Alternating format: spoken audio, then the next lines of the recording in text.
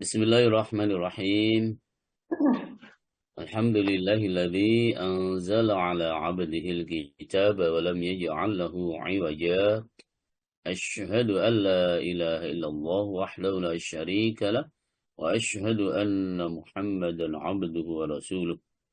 Allahumma salli wa sallim ala sayyidina Muhammad wa ala alihi wa ashabihi wa man tabi'ahum bi ihsanin ila yaumil qiyamah. وقال الله تعالى في القرآن الكريم بسم الله الرحمن الرحيم ولا تقف ما ليس لك به علم إن السمع والبصر والفؤاد كل أولئك كان عنه مسؤولا صدق الله العظيم أما بعد.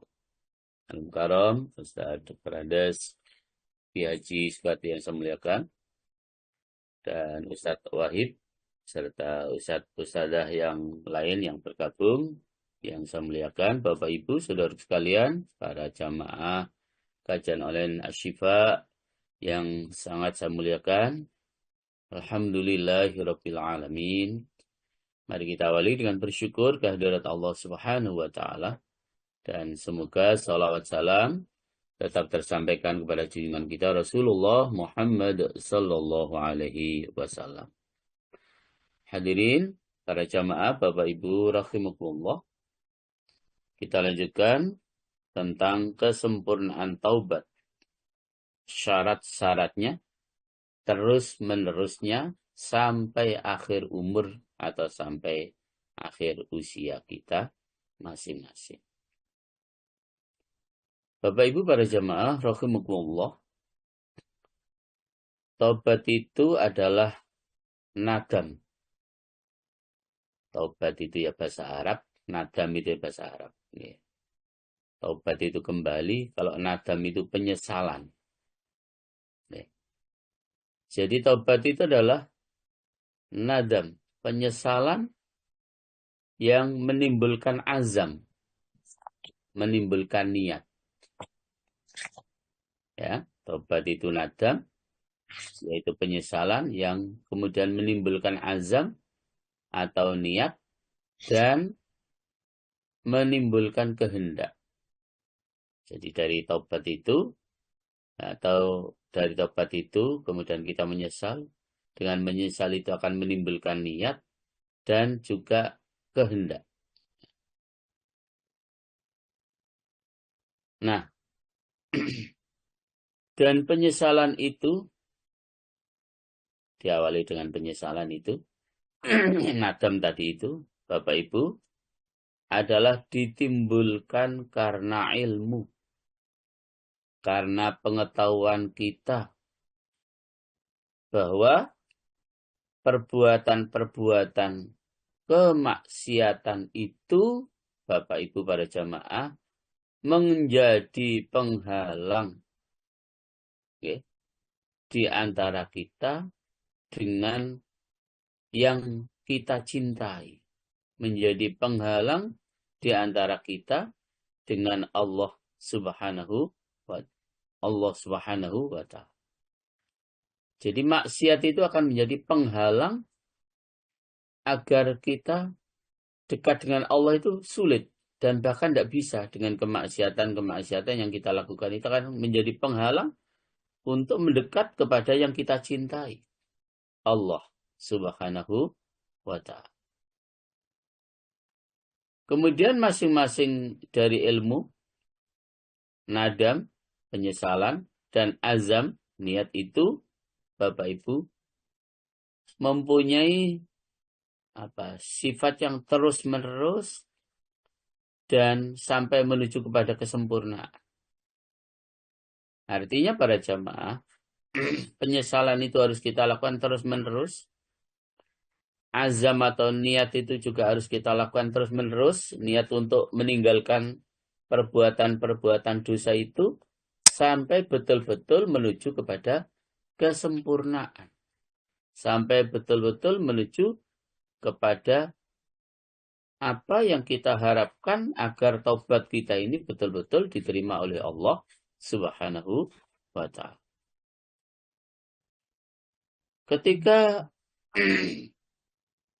tobat kita ini sudah sempurna para jamaah. Ya.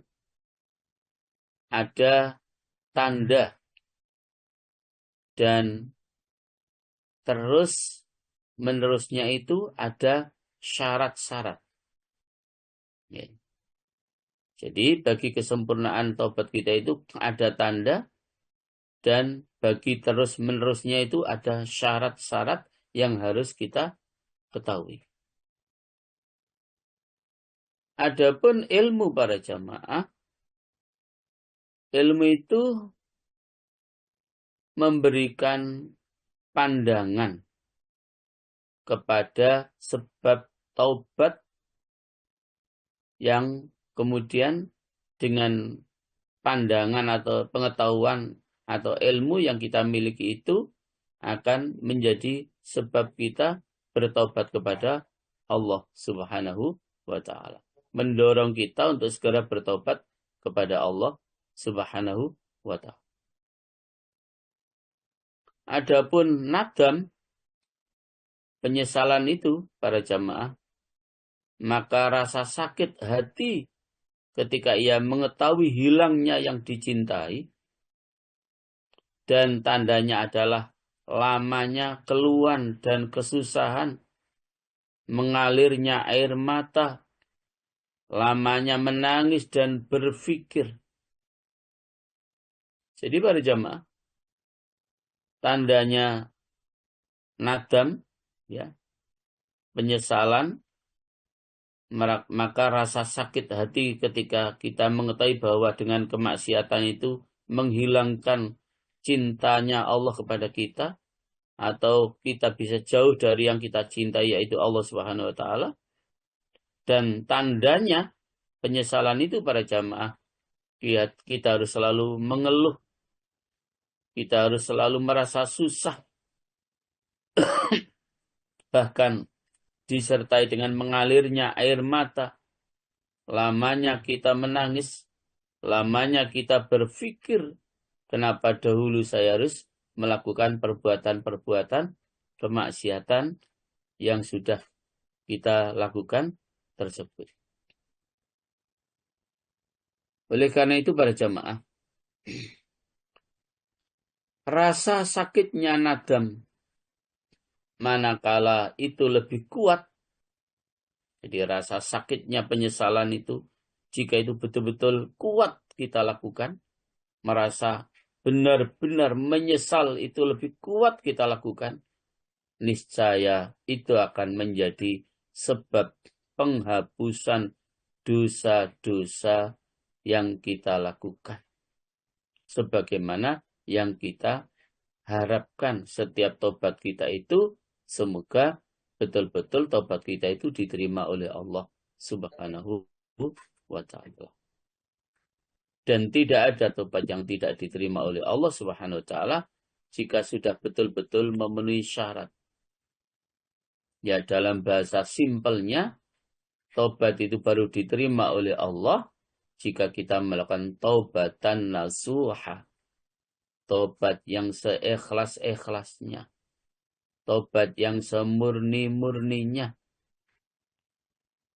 Sehingga para jamaah, orang itu kalau sudah taubatan nasuha dengan memenuhi syarat-syarat yang telah ditetapkan dalam syariat ini, maka pasti para jamaah Allah akan mengampuni dosa-dosa kita. Makanya para jamaah, sekali lagi, dengan kuatnya kita menyesali akan perbuatan dosa dan kemaksiatan yang kita lakukan, niscaya menjadi sebab penghapusan dosa-dosa sebagaimana yang kita harapkan. Lalu tanda kebenaran nadam atau penyesalan itu adalah halusnya hati kita, mengalirnya air mata kita. Itu tandanya betul-betul kita menyesal. Sekali lagi tandanya adalah halusnya hati kita dan mengalirnya terus-menerus air mata kita karena menyesali dengan penyesalan yang sesungguh sungguhnya. Maka para jamaah, walaupun ini oleh Al-Iraqi dikatakan bukan hadis, ya, karena kata Al-Iraqi tidak ditemukan, ini dari Rasulullah, tetapi kalimat atau kata-kata ini memang sangat bagus. Jalisut tawabina fa'innahum araku afidah. Duduk-duduklah bersama orang-orang yang ahli taubat. Sesungguhnya mereka adalah lebih halus hati. Jadi orang itu kalau sudah betul-betul taubatan nasuha, para jamaah, sekali lagi, maka halus hatinya. Hatinya sangat halus dan mudah untuk mengalirkan air mata karena selalu merasa menyesal akan perbuatan dosa-dosa yang pernah kita lakukan. Halusnya hati kita sebagai tanda nadam penyesalan kita diterima oleh Allah. Mengalirnya air mata kita juga sebagai tanda nadam penyesalan kita diterima oleh Allah. Itu harus kita lakukan terus-menerus sepanjang hidup. Ya, sepanjang hidup. Bapak Ibu rahmatullah. Di antara tanda kebenaran nadam penyesalan adalah melekatnya kepada pahitnya dosa-dosa itu di hatinya sebagai ganti dari kemanisannya. Lalu kecenderungan diganti dengan kebencian dan kesenangan diganti dengan berpaling. Kecenderungan untuk melakukan kemaksiatan itu, para jamaah, diganti dengan kebencian untuk melakukan kemaksiatan. Bahkan kesenangan hati diganti dengan berpaling. Senangnya hati kita melakukan kemaksiatan harus diganti dengan berpaling dari kemaksiatan itu. Itu juga merupakan tanda-tanda kebenaran nadam kita, ya, penyesalan kita. Maka Bapak Ibu rahimakumullah, dalam cerita-cerita kaum Bani Israel itu disebutkan bahwa Allah Subhanahu wa Ta'ala berfirman kepada sebagian nabinya, dan nabi itu telah memohon kepadanya agar menerima taubat seorang hamba setelah ia rajin beribadah beberapa tahun dan ia tidak melihat, nabi tadi itu tidak melihat diterimanya taubat orang tersebut. Lalu Allah Subhanahu wa Ta'ala berfirman, ini yang terpenting para jemaah. Demi keagunganku dan kebesaranku, jikalau penduduk langit dan bumi minta pertolongan padanya, niscaya tidak aku terima taubatnya. Sedang kemanisan dosa itu yang ia bertaubat daripadanya tetap berada di dalam hati. Masya Allah. Jadi kenapa orang tadi, salah satu kaum Bani Israel itu sudah beribadah, sudah bertaubat, belum diterima taubatnya oleh Allah. Bahkan Allah dawuh, andai kata seluruh penduduk bumi dan langit itu memohonkan juga ampun atas dosa orang tadi, Allah tidak akan menerimanya. Kenapa jemaah? Ini yang harus kita catat. Karena kita masih merasa manis adanya dosa yang ada di dalam hati kita. Belum mengingkarinya dosa-dosa yang pernah kita lakukan. Hati kita belum mengingkarinya kemaksiatan-kemaksiatan yang masih kita lakukan. Makanya sering saya sampaikan pada jamaah, tidak cukup istighfar itu hanya di bibir, tidak cukup jamaah. Kalau istighfar itu hanya di lisan, tidak sampai masuk ke dalam hati, itulah istilah saya, istighfar yang perlu diistighfari. Kalau istighfar kita hanya di sini, itu istighfar yang perlu diistighfari. Jadi nggak cukup jamaah. Istighfar segala astagfirullahaladzim, astagfirullahaladzim, nggak masuk ke sini.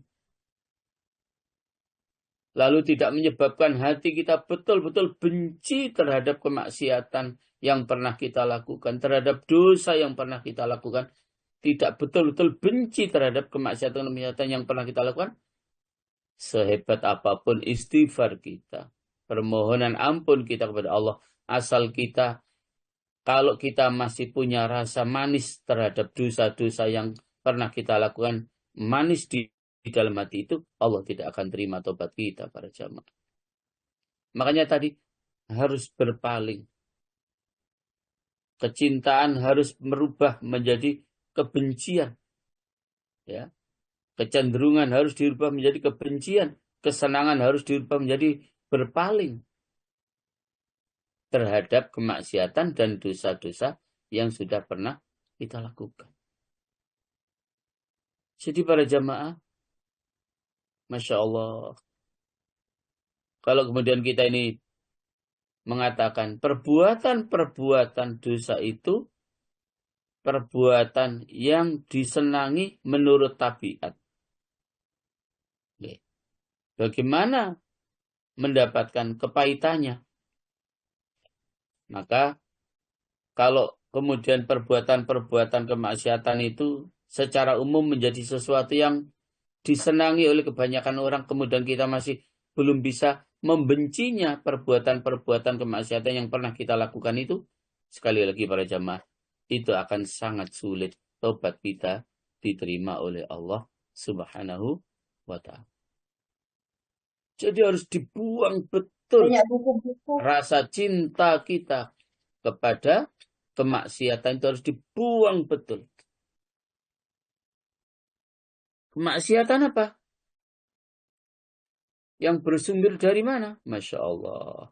Begitu mudah memang para jamaah kita ini melakukan dosa. Maka rajin-rajinlah para jamaah untuk memeriksa dosa melalui mata kita. Untuk memeriksa dosa melalui telinga kita. Memeriksa dosa melalui lisan kita. Memeriksa dosa melalui tangan dan kaki kita. Bahkan rajin-rajinlah para jamaah kita memeriksa dosa-dosa melalui hati kita.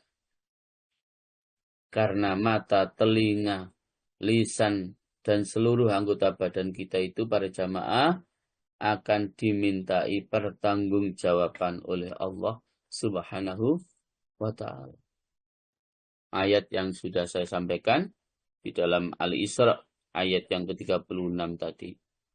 Wala taqfu ma laysa laka bihi ilm inna as-sam'a wal basara wal fu'ada kullu ulaika kana anhu mas'ula.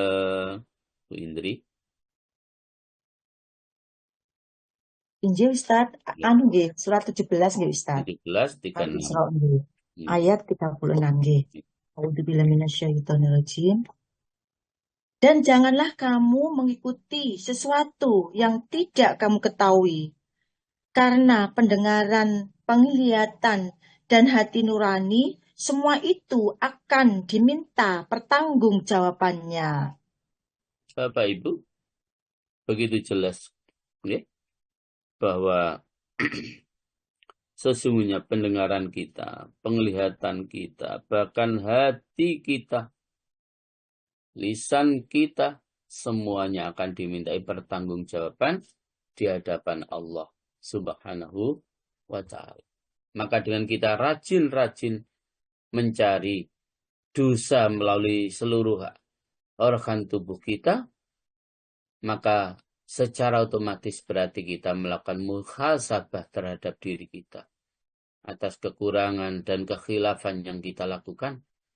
Dengan kita sibuk mencari dosa dari seluruh organ tubuh kita itu, sekaligus sekali lagi menjadi media muhasabah terhadap diri kita masing-masing. Bapak Ibu rahmatullah. Maka syarat kesempurnaan nadam, penyesalan, ya. Dan seyogjanya nadam itu, penyesalan itu kekal sampai kita mati. Ya. Dan seyogyanya kita mendapatkan kepahitan ini pada semua dosa-dosa yang pernah kita lakukan. Jadi perintahnya para jemaah, syarat kesempurnaan Adam itu harus kita lakukan sampai kita mati. Sampai berakhirnya usia kita, kita menyesal terus dengan kemaksiatan yang pernah kita lakukan, dengan dosa yang pernah kita lakukan. Ya. Bapak Ibu rahimahullah. Itulah penyesalan yang menjadi diterima oleh Allah karena kita menyesal itu selama-lamanya. Tidak pernah kita berhenti untuk menyesal atas kekhilafan, atas dosa dan kemaksiatan yang pernah kita lakukan. Iya, tapi tingkat sampai. Kemudian tentang kehendak, menimbulkan kehendak, azam, kemudian tadi menimbulkan kehendak. Jadi qasad atau kehendak itu yang timbul daripadanya yaitu apa? Punya kehendak untuk memperbaiki. Jadi tidak cukup kita hanya punya azam, niat, tapi tidak diwujudkan dalam sebuah kehendak, yaitu kehendak apa? Untuk memperbaiki. Ya. Memperbaiki seluruh perbuatan-perbuatan dosa yang pernah kita lakukan untuk segera kita tutup dengan kita melakukan perbuatan-perbuatan yang baik.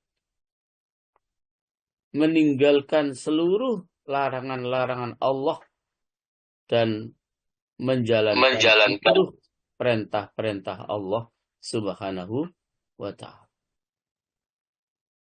Jadi harus ada kehendak untuk memperbaiki. Bapak Ibu rahimahullah, memperbaiki dengan apa yang sudah terlanjur, ya, kita lakukan, maka Bapak Ibu, memperbaiki itu juga sifatnya harus kekal. Artinya kekal itu terus-menerus kita lakukan. Dengan cara apa? Dengan cara kita mengekalkan dan meneruskan atau meneruskan ibadah kepada Allah Subhanahu wa ta'ala, dan kekalnya kita meninggalkan kemaksiatan kita kepada Allah Subhanahu wa ta'ala, kehendak untuk memperbaiki dengan menjalankan perintah Allah, kehendak untuk meninggalkan seluruh larangan-larangan Allah yang sudah pernah kita lakukan maupun yang belum kita lakukan, itu harus diniatkan sampai akhir umur kita. Jadi kita harus selalu punya kehendak untuk memperbaiki. Lalu kemudian kita harus selalu punya kehendak untuk meninggalkan kemaksiatan itu sampai kapan? Sampai akhir usia kita. Itulah yang dimaksud dengan kehendak itu.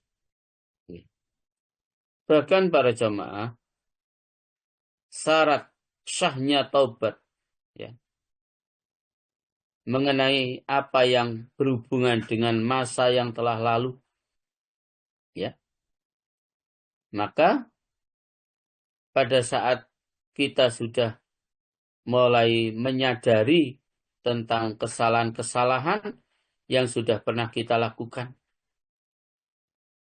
saat kita sudah mulai sadar tentang kesalahan-kesalahan pada masa yang lalu, baik kesalahan-kesalahan dengan kita selalu melakukan apa-apa yang dilarang oleh Allah, bahkan mungkin kesalahan-kesalahan bahwa kita selalu meninggalkan larangan-larangan Allah. Jadi kemaksiatan itu bukan hanya kita melakukan apa yang dilarang oleh Allah, kemaksiatan itu juga artinya para jamaah, kita tidak melakukan apa yang diperintahkan oleh Allah. Itu juga sebuah kemungkaran. Diperintah sholat, tidak sholat.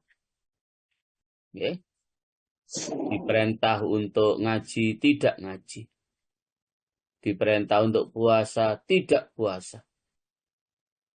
Bahkan pernah saya mendengar ucapan seseorang, nek aku kok paksa poso, aku milih mati ay, naudzubillah min dzalik. Ya.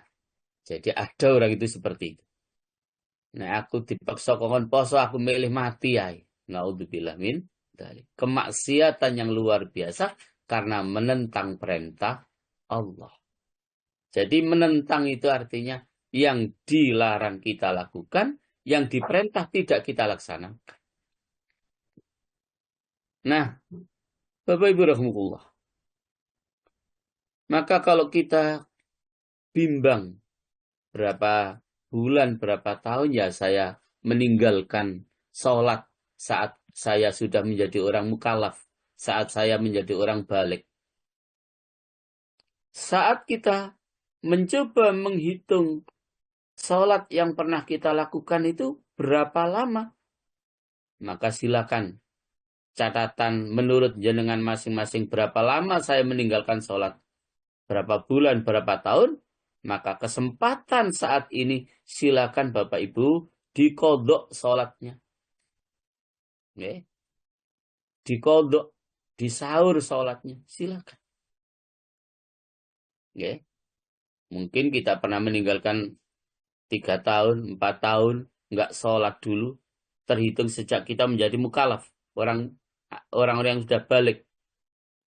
Silakan, mumpung masih ada waktu untuk dikodok. Ya.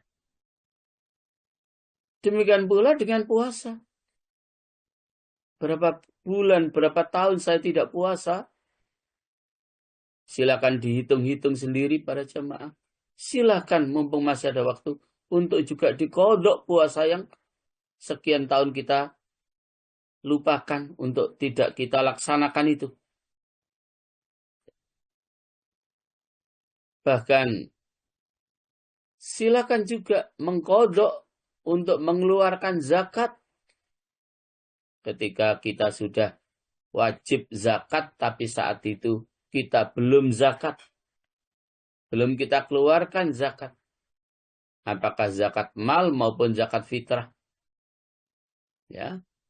Kalau zakat mal itu memang secara umum syaratnya 2. Yang pertama harus haul, ya. Sudah kita miliki harta itu 1 tahun, minimal 1 tahun. Yang kedua nisab. Sudah ada batas minimal mulai diwajibkannya zakat. Untuk zakat mal. Ya. Demikian pula untuk zakat mal yang zakatuz zira'ah. Zakat dari hasil pertanian. Tidak menunggu haul kalau itu. Kalau sudah ada nisab, langsung wajib dikeluarkan zakatnya. Maka saya kemudian menjadi teringat almarhum ayah saya. Sawahnya hanya sedikit. Hasil panennya juga hanya sedikit. Tapi selalu dikeluarkan sebagian dari hasilnya itu. Ketika itu saya lantang untuk menegurnya. Abah, kan belum wajib zakat kita. Iya katanya, aku ngerti. Nek durung wajib zakat. Masa nek gak wajib zakat terus gak oleh sedekah ngono ta? Oh, nggih. Jadi ngerti. Memang hasilnya belum memenuhi syarat untuk wajib zakat. Tapi bukan karena sekedar harus zakat baru mengeluarkan harta kita. Jadi kata almarhum bapak saya, aku ngerti isik durung wajib zakat. Tapi mosok yo gak ngetokno hasil panen iki walaupun belum memenuhi syarat. Ya sedekah lah dari apa yang kita miliki yang diberikan oleh Allah Subhanahu wa taala. Jadi Bapak Ibu yang belum zakat dulu, mungkin karena belum tahu berapa tahun jenengan meninggalkan zakat mal. Berapa tahun kita meninggalkan zakat fitrah, silahkan dikodok. Silahkan dilakukan sekarang. Okay. Mumpung kita masih ada waktu. Okay. Mumpung kita masih ada waktu. Okay. Jadi para jamaah rahimahullah, Itulah dosa-dosa yang kita lakukan karena kita tidak memenuhi perintah Allah. Perintahnya kita tinggalkan. Larangannya justru yang kita kerjakan. Sebuah kemaksiatan dari dua sisi. Jadi jangan dikira orang nggak sholat itu tidak bermaksiat loh ya. Orang nggak sholat itu maksiat itu. Menentang Allah. Menentang perintah Allah. Ya. Orang nggak puasa itu bukan orang yang tidak bermaksiat loh. Itu bermaksiat karena menentang perintah Allah. Maka sampai kepada kewajiban ibadah haji. Para jamaah, hati-hati. Sudah berapa tahun jenengan harusnya sudah memenuhi syarat untuk melakukan ibadah haji. Tapi masih kita tunda-tunda. Masih kita remehkan karena alasan kesibukan, pekerjaan, alasan sulit untuk cuti, dan lain sebagainya. Berapa tahun kita menunda kewajiban ibadah haji itu? Maka para jamaah, kalau kemudian sampai kita meninggal, kewajiban haji itu belum kita lakukan jamaah, hati-hati, kita akan terkena hadis Rasulullah Shallallahu Alaihi Wasallam, man mata walam yahujja falyamut insya'a yahudiyan wa insya'a nasraniya. Ya. Hadis dari Imam Al-Baihaqi dan Ad-Darqutni dari Abi Umam. Barang siapa mati dan belum haji, niscaya ia mati kalau berkehendak. Niscaya ia mati kalau ia kehendaki dalam keadaan beragama Yahudi, atau kalau ia berkehendak dalam keadaan agama Nasrani. Masya Allah. Jadi kalau kita ini sudah mampu, sudah memiliki istita'ah, kemampuan, maka jangan pernah kita tunda-tunda untuk melaksanakan ibadah haji itu para jamaah. Sebab kalau kita sudah mampu dan kita tunda, lalu kedahuluan meninggal dunia, kata Rasulullah, silakan mati memilih sebagai orang Yahudi, atau mati memilih sebagai orang Nasrani. Naudzubillah min dzalik. Bapak Ibu para jamaah, bahkan perintah Rasulullah SAW dalam sebuah hadis itu, kalau kita ingin bepergian ke luar negeri, maka yang diperintahkan oleh Rasulullah yang pertama, pergilah ke Masjidil Haram.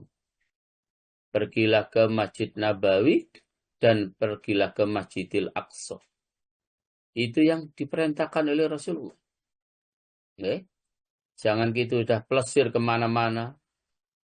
Ya, sudah ke Australia, sudah ke mana, sudah kemana, tapi justru hajinya belum dilakukan. Jangan sampai itu kita lakukan para jamaah. Ya. Apalagi kita memang sudah betul-betul mampu.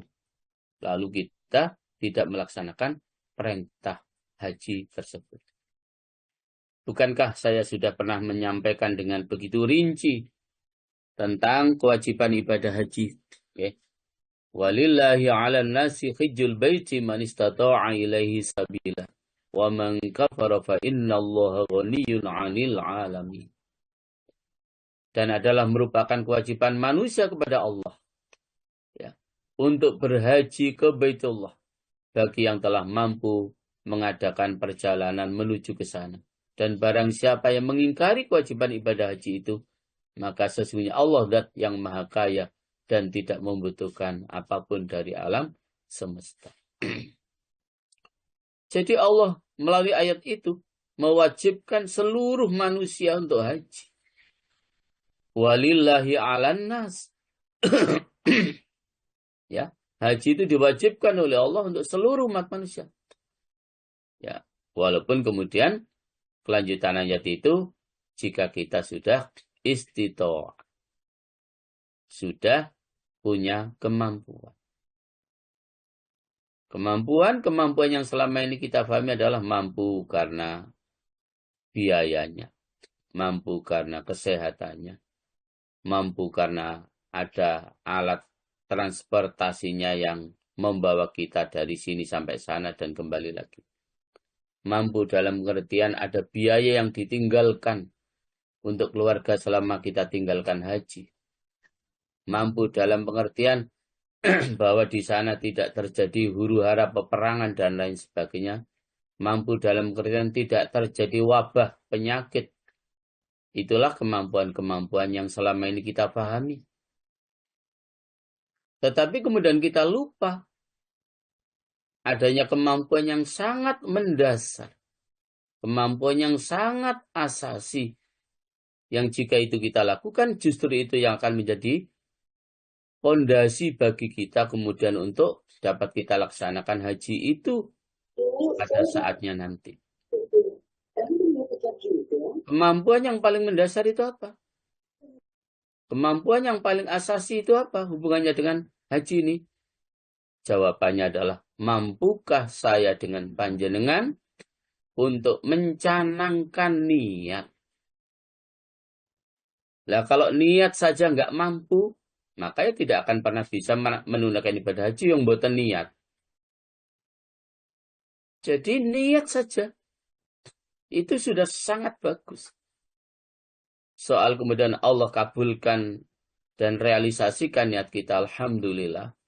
Ketika karena sesuatu Allah tidak mengabulkan niat kita, maka kita sudah gugur kewajiban. Karena sudah niat. Maka Bapak Ibu yang belum pernah niat, silakan pagi ini untuk berniat bisa melaksanakan ibadah haji. Yang penting sudah niat dulu. Biar itu dapat menjadi sebab kita tidak terkena dosa karena kita sudah niat. Nah, Bapak Ibu rahimakumullah, kemaksiatan yang pernah kita lakukan itu wajib secara teliti kita periksa satu persatu. Apakah dosa kita karena pendengaran kita, karena penglihatan kita, karena lisan kita, karena perut kita. Apakah dosa kita datang dari tangan dan kaki kita? Apakah dosa kita datang dari kemaluan kita, serta anggota badan kita yang lainnya? Semuanya itu para jamaah, kemaksiatan demi kemaksiatan yang kita lakukan itu para jamaah, sekali lagi, harus betul-betul kita periksa satu persatu. Yang kecil maupun yang besar. Sebab tidak ada istilah dosa itu kecil, kalau dosa itu terus-menerus kita lakukan. Maka dosa yang kecil yang terus-menerus kita lakukan itu pun akan menjadi dosa besar jamaah. Maka karenanya jangan pernah kita meremehkan juga dosa-dosa kecil yang terus-menerus kita lakukan. Itu akan menjadi dan berubah menjadi dosa besar. Apalagi kita meremehkan dosa-dosa besar. Masya Allah. Ya? Hati-hati jemaah. Mungkin kita pernah menyentuh dan membawa Al-Quran serta membaca tanpa dalam kondisi berwudu suci. Mungkin pernah kita masih dalam kondisi jinabat, duduk-duduk di musola, duduk-duduk di masjid. Mungkin kita pernah meminum arak. Mungkin kita pernah mendengarkan alat-alat musik. Mungkin karena pernah kita menganiaya orang lain. Semua itu para jamaah harus kita teliti satu demi satu. Okay. Untuk apa? Untuk kemudian itu kita jadikan sebagai starting point untuk kita lakukan perbaikan-perbaikan dengan kita selalu bertobat kepada Allah Subhanahu wa taala dan juga kita laksanakan ibadah dan amaliyah. Rasulullah Shallallahu Alaihi Wasallam memberikan petunjuk kepada kita sekalian. Ketika kita sedang melakukan kejelekan itu, para jamaah harus segera diikuti untuk melakukan kebaikan. Ittaqillaha haitsu ma kunta wa atbi'is sayyi'atal hasanata tamkhuha. Kalau dalam hadis yang lain dilengkapi dengan wa khaliqin nasi bi khuluqin hasan. Ya. bertakwalah kepada Allah di mana saja kamu berada, dan ikutilah kejelekan dengan kebaikan, niscaya kebaikan itu menghapuskannya. Hadis yang diriwayatkan oleh Imam At-Tirmidzi dari sahabat Abu Dzar. Jadi itu yang dicontohkan, yang diperintahkan oleh Rasulullah para jamaah. Ketika kita sudah terlanjur melakukan kejelekan, segera ikuti dengan melakukan perbuatan yang baik. Segera susul dengan kita melakukan perbuatan yang baik. Karena jelas di dalam surat Hud, Bu Indri, surat yang ke-11 nih Bu Indri, ayat 114. Oke. Di ayat itu Allah Subhanahu wa taala dawuh di penggalan ayat ini, innal hasanati yudhibnas sayyi'at. Bu Indri.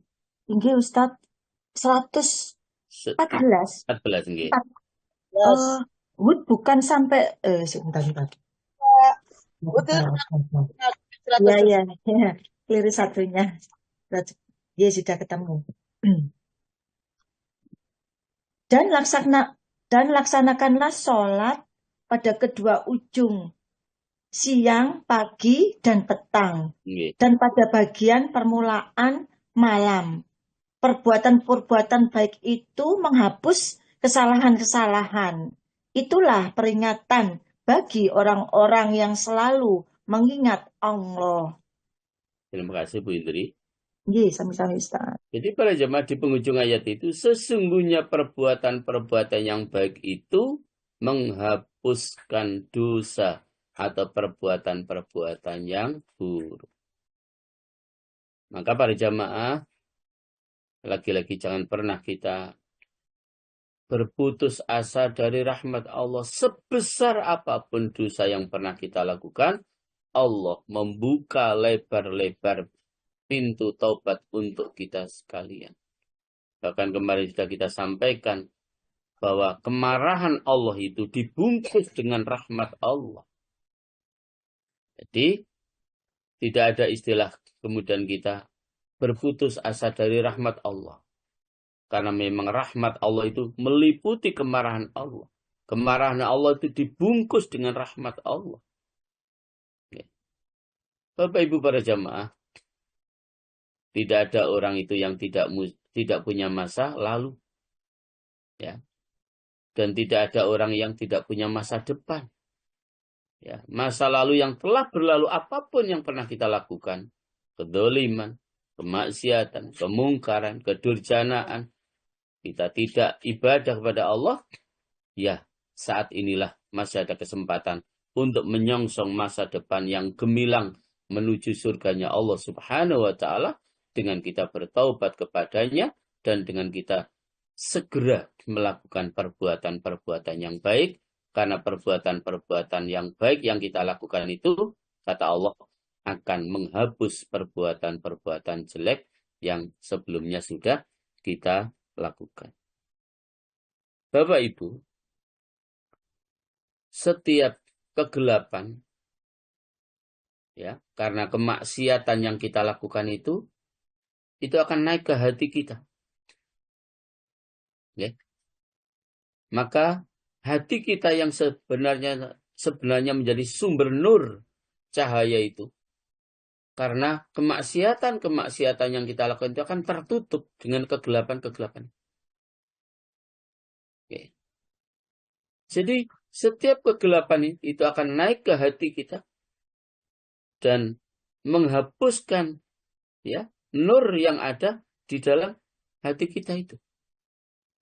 Maka para jamaah, segera kita lawan, ya, kemaksiatan-kemaksiatan yang pernah kita lakukan itu dengan kita lakukan perbaikan-perbaikan, dan dengan kita lakukan perbaikan-perbaikan itu, sekali lagi, perbaikan-perbaikan atau kebaikan-kebaikan yang kita lakukan itu jamaah akan dapat menghapus kejelekan yang sudah pernah kita lakukan.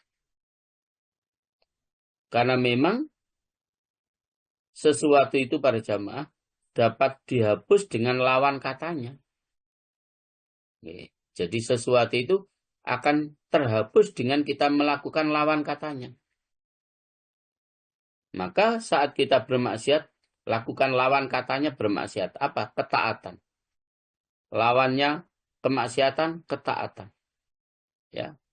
Lawannya dosa, pahala. Itu yang dapat menghapus. Melakukan sesuatu yang menjadi lawannya. Ya. Lawan kedoliman, kita berbuat kebaikan. Dan seterusnya, dan seterusnya. Nah, Bapak Ibu rahimahullah, karena itulah kita diingatkan oleh Rasulullah Muhammad Sallallahu Alaihi Wasallam, ya, dengan hadisnya yang disampaikan oleh sahabat Abu Nu'aim dan Al-Khatib dari hadis sahabat Abu Hurairah. Ya. Rasulullah dawuh, minad dzunubi dzunubun la yukaffiruha ilal humum. Di antara dosa-dosa terdapat dosa-dosa yang tidak dapat dihapus selain oleh kesusahan-kesusahan. Jadi para jamaah, ada dosa-dosa yang tidak bisa dihapus dengan taubat. Ada dosa-dosa yang tidak dapat dihapus dengan kita melakukan taubat kepada Allah. Tapi Allah akan menghapus dosa-dosa kita itu dengan kesusahan-kesusahan yang ada pada hati kita. Tadi itu merasa susah, menyesal luar biasa. Penyesalan dan menyebabkan hati kita menjadi susah itu jamaah yang akan menjadi juga sebab Allah menghapus dosa-dosa kita. Kemudian karena itu dikatakan illal hammu bitolabil ma'isyah. Kesusahan-kesusahan yang dapat menghapus dosa-dosa kita itu dikatakan selain kesusahan disebabkan mencari penghidupan. Nah, ternyata para jamaah juga dijelaskan dalam hadis yang disampaikan oleh Siti Aisyah radhiyallahu anha, ya. Rasulullah sallallahu alaihi wasallam beliau bersabda, "Idza kasurat dzunubul 'abdi wa lam takul lahu a'malun tukaffiruha adkhalallahu ta'ala 'alaihi al-humum fatakunu kaffaratan lidzunubi." Kata Rasulullah, apabila dosa-dosa hamba itu banyak dan ia tidak mempunyai amal kebaikan yang dapat menghapuskannya. Jadi apabila dosa-dosa hamba itu banyak dan ia tidak mempunyai amal kebaikan yang dapat menghapuskannya, niscaya Allah Subhanahu wa taala memasukkan kesusahan-kesusahan kepadanya. Lalu kesusahan-kesusahan itu menjadi penghapus dosa-dosanya. Bapak Ibu rahimakumullah. Jadi kesusahan yang akan Allah berikan kepada kita, ya. Kemudian hati kita merasa sedih, merasa sangat susah, ya. Merasa sangat gelisah, ya. Tidak tahu karena apa, terutama memang juga karena disebabkan penyesalan tadi. Bahkan di sini dijelaskan susah karena persoalan harta, susah karena persoalan anak, susah karena persoalan kedudukan, ya. Itu adalah merupakan suatu kesusahan-kesusahan yang juga dapat menghapuskan dosa-dosa kita kepada Allah Subhanahu wa ta'ala. Sehingga mungkin karena kita tidak punya amal yang banyak, cara Allah menghapus dosa kita, mungkin kita diuji oleh Allah, mungkin dengan sakit, mungkin dengan sedikit terjadi insiden, dan lain sebagainya, dan sebagainya. Itulah cara Allah mendatangkan kesusahan yang menjadi media untuk penghapusan dosa-dosa kita kepada Allah Subhanahu wa ta'ala. Jadi tadi dijelaskan apakah kesusahan karena persoalan harta, persoalan anak, persoalan kedudukan, ya, dan lain sebagainya, itulah kesusahan-kesusahan yang akan menjadi sebab, sekali lagi, Allah menghapus dosa-dosa kita, ya, menghapuskan dosa-dosa kita. Karena itu para jamaah, jangan ada yang merasa tidak ridho dengan apapun yang telah ditakdirkan oleh Allah untuk diri kita. Ya. Jadi apapun yang ditakdirkan oleh Allah untuk diri kita, termasuk kita diuji oleh Allah kemudian kita susah, mungkin itu cara Allah untuk menghapus dosa kita karena kita tidak memiliki amal yang banyak. Sehingga cara Allah menghapus dosa-dosa kita adalah, sekali lagi, dengan cara Allah menurunkan kesusahan dengan sebab-sebab yang tertentu. Nah, Bapak Ibu rahimahullah, telah diriwayatkan bahwa malaikat Jibril alaihissalam masuk kepada Nabi Yusuf alaihissalam di saat beliau masih ada di dalam penjara. Lalu Nabi Yusuf bertanya kepadanya, kepada malaikat Jibril, bagaimana aku tinggalkan orang tua yang sangat sedih? Maka malaikat Jibril menjawab para jamaah, ia telah sedih atasmu seperti kesedihan kehilangan 100 anak. Nabi Yusuf bertanya kepadanya, apa baginya di sisi Allah? Tanya kepada malaikat tadi. Dengan ayahnya sedih seperti itu, seperti kehilangan 100 anaknya, dengan Nabi Yusuf diuji oleh Allah untuk dipenjara itu. Apa yang diberikan oleh Allah kepada ayah saya? Dengan kondisi sedih karena memikirkan saya itu, kata Nabi Yusuf, malaikat Jibril menjawab, pahala 100 orang yang mati syahid. Masya Allah. Jadi ayah Nabi Yusuf yang sedih karena persoalan Nabi Yusuf itu, maka Allah berikan pahala 100 orang mati syahid. Nih. Jadi para jamaah, lagi-lagi ketika kita diberikan kesusahan oleh Allah itu, para jamaah, kita mesti menerima dengan ikhlas. Mungkin ini cara Allah untuk menghapus dosa-dosa kita. Ya, untuk menghapus dosa-dosa kita. Nah, jemaah, adapun penganiayaan hamba, maka padanya ada maksiat dan kesalahan atas hak Allah Subhanahu wa taala, karena Allah Subhanahu wa taala melarang menganiaya hamba juga. Maka apa yang berkaitan dengan hak Allah itu memperbaikinya dengan penyesalan, dengan keluh kesah, meninggalkan perbuatan seperti itu, penganiayaan tadi, di masa yang akan datang, dan melakukan kebaikan-kebaikan yang menjadi lawannya. Jadi tadi, perbuatan dolim, lawannya berbuat yang baik. Ya, jadi perbuatan dolim, kita lawan dengan kita melakukan perbuatan yang baik. Itu semua akan dapat menjadi sebab terhapusnya dosa-dosa kita kepada Allah Subhanahu wa ta'ala.